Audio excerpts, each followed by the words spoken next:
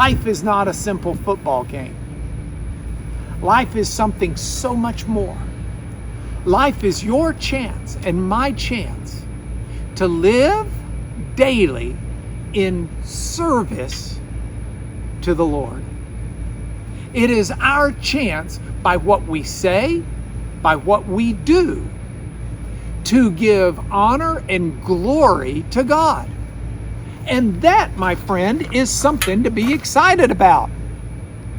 So if you look at your life and you say, yeah, it's just not me.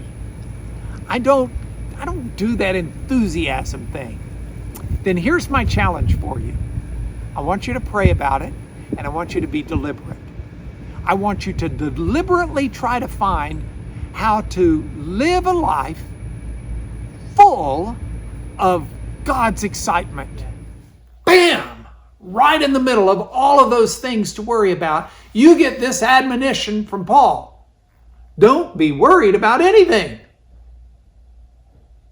Take it to God, ask God to bless it, and then thank Him for doing it.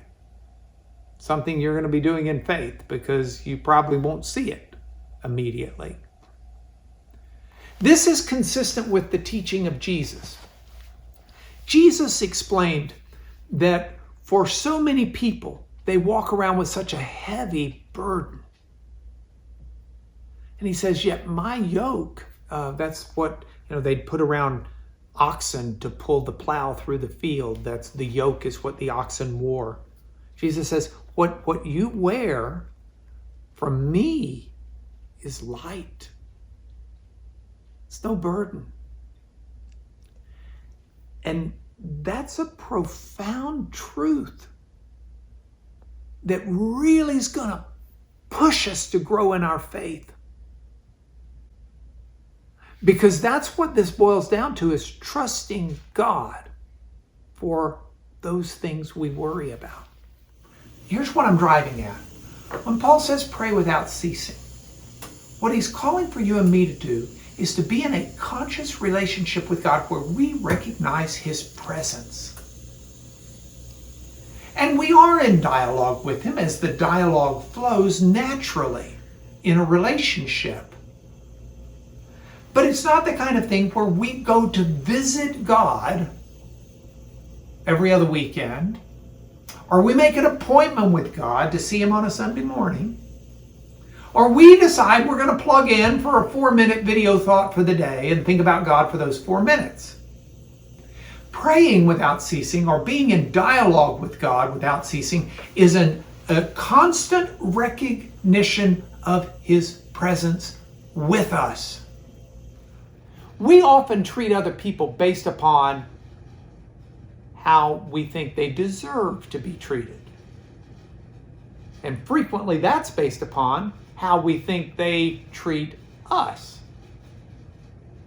And that is not the biblical principle here. It's not treat other people the way they deserve to be treated. It's not treat other people based upon how they treat us. We are to take the affirmative step of treating other people the way we would like to be treated ourselves.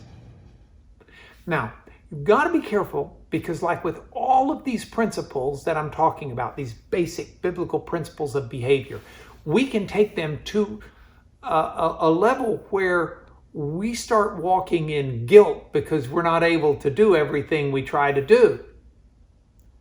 The proverb doesn't say, set yourself a goal and then achieve it, and if not, walk around in guilt for the rest of your life.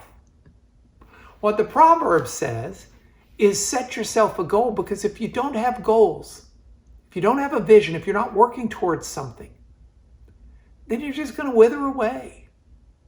It's the reason a lot of people, when they go into retirement, just kind of wither away, because they don't have that purpose in life anymore of getting up and getting dressed and going to work. So I want you to find purpose. And the thing about it is it's not hard to do, or at least it shouldn't be, because God promises us that He has prepared good works for us to walk in them.